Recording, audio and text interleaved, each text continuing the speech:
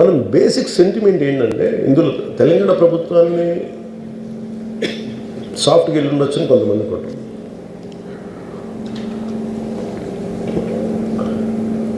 లా ఏంటంటే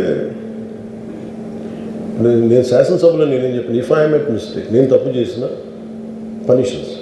లా doesn't see who you are, how popular you are or how powerful you are, doesn't care.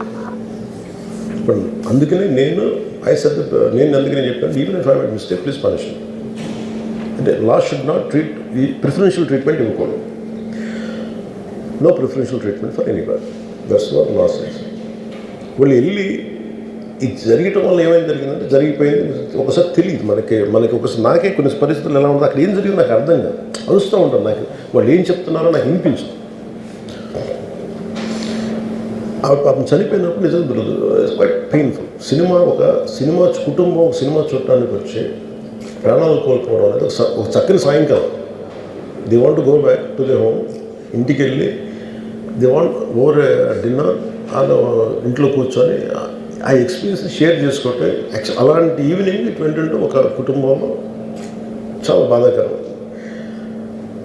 దీనికి ఏమి చేసి ఉండాల్సిందంటే గోటితో పోయేది గొడ్డలతో అంటే ఆ ముందే నెక్స్ట్ డే వాళ్ళ ఇంటికి వెళ్ళిపోయి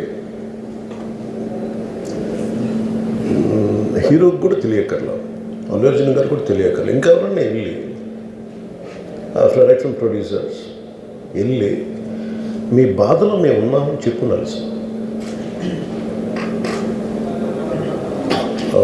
let it be director, let it be producers, ఆ ఎంటైర్ ఫిల్మ్ యూనిట్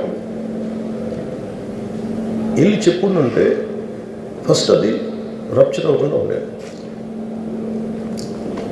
మేబీ అది చేశారు లేదు నాకు తెలియదు, but this what I feel. నాకు తెలియదు చేశారా అది. అలా మనం అలా కాదు, అలా దీన్ని చిన్నగా చేయకూడదు. ఒకసారి ఏమైపోతుందంటే మనం తిట్లు తినాలి ఒకసారి.